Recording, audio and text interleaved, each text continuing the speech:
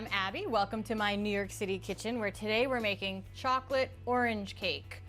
What does that mean? Well, it's cake that has chocolate and orange in it, which is delicious. Chocolate goes beautifully with citrus like orange, and it's gonna be a bundt cake. So you're gonna need one of these really great 10-inch bundt pans or tube pans. I'm also going to be using my KitchenAid stand mixer. You can also use a hand mixer, or you can use a whisk or a potato masher and do it yourself. So the first thing I'm gonna do, I have butter in here that is softened to room temperature. I'm going to start to kind of get that going. And I'm actually going to add in, this is maple sugar. I like the maple flavor. You can use regular granulated sugar or light brown sugar if you prefer. And we're just gonna cream this together. So it's gonna be on for a few minutes.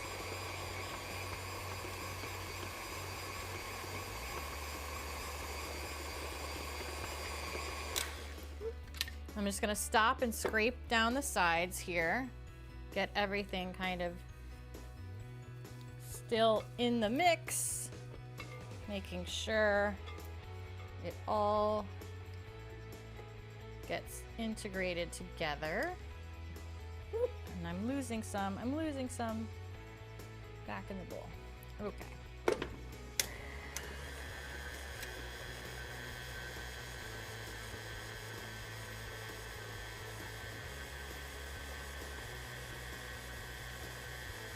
Great.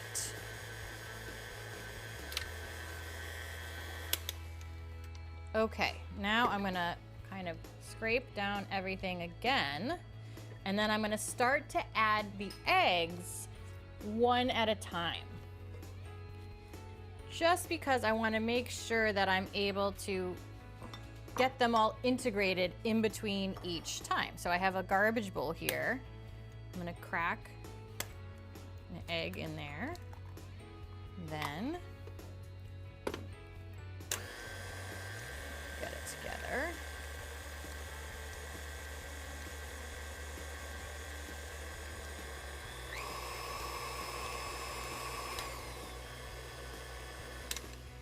Okay, so we'll do this 4 times for our 4 eggs. Okay, so all 4 eggs are in here, and it's pretty liquidy, pretty loose in here. I'm gonna just kind of scrape around, and I'm gonna scrape the bottom here just to make sure things are coming together, and I'm gonna let it go one more time.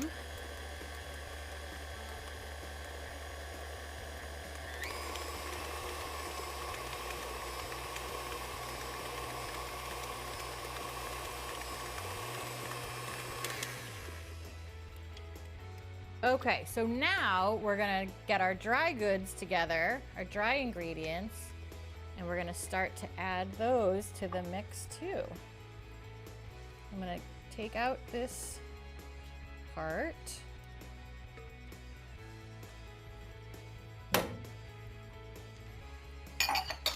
So we're gonna do everything by hand from now on, because we're making a cake and we're using wheat flour. So if you vigorously mix wheat flour, that forms gluten, and that's great when you're making bread and you really want to knead it and let it have that chewy texture. But when you're making a cake or a muffin or something you want to be tender, you don't want to over mix that wheat. You want to kind of let it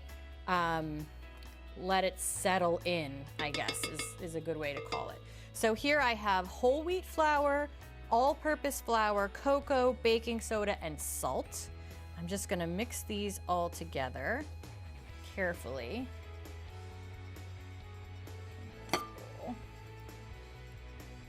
Here. And then we're gonna start adding this a little bit at a time.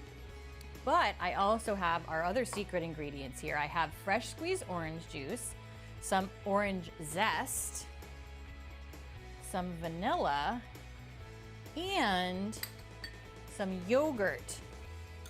So this yogurt is acidic, And what it's going to do is it's going to actually react with the baking soda and the other ingredients in here, and it's going to help add rise. It's a chemical leavener, so it's going to leaven our cake and add air bubbles in it and make it softer and a tender crumb.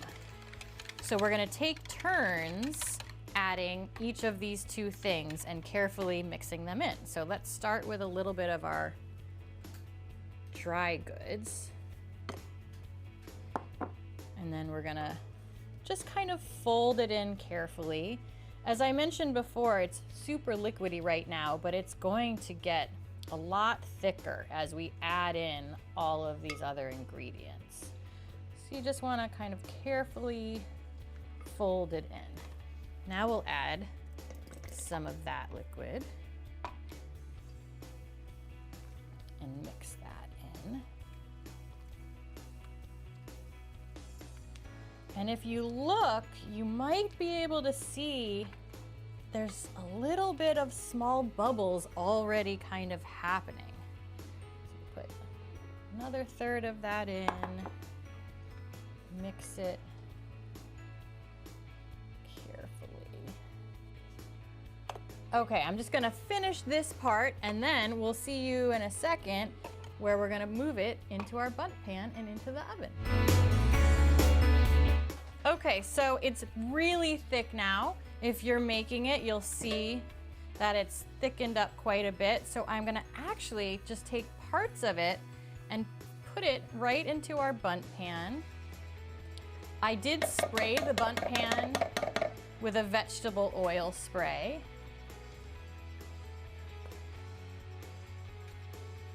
I'm gonna have to use my hands in a second, which is totally fine. I want to try to get most of it out first. Ooh. Now here come my fingers. Don't worry, I've washed my hands constantly, you guys. Everything's clean. There we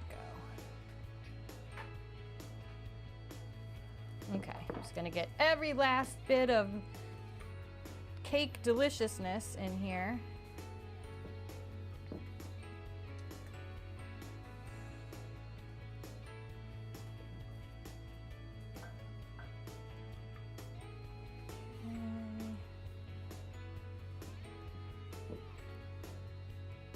Right, so now everything's in here. I just want to kind of smooth it out in the pan. And as I mentioned before, we do have that yogurt in there and the baking soda, and those are all leaveners. So this cake, even though it only comes up about halfway, right now as I'm smoothing it out in my pan, it will puff up during baking. So it will come up right, close to the top of the pan, hopefully. Okay, so I have the oven set at 350 degrees, and I'm gonna put this in for about 50 minutes, and I'm gonna check it with a toothpick and see if it comes out clean. If it doesn't, I'll put it back in the oven. It might take as much as 55 or 60 minutes. So this is going into the oven. I will see you when it's done. All right, let's get our chocolate orange cake out of the oven. I'm so excited.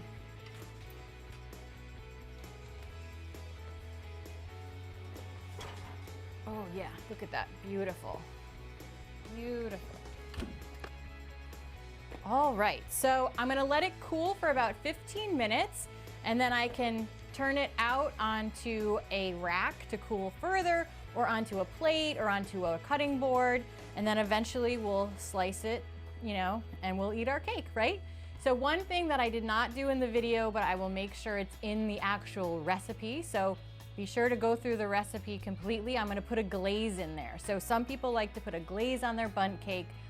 Mine is simply going to be water and some sugar and some orange juice, and you put it in a saucepan and you boil it, and then you pour it over the top of your bundt cake after you've turned it out onto a plate or a board, and then you let it cool for about 15 minutes, and then you serve it like that. So once again, I'm Abbie. This is my chocolate orange cake.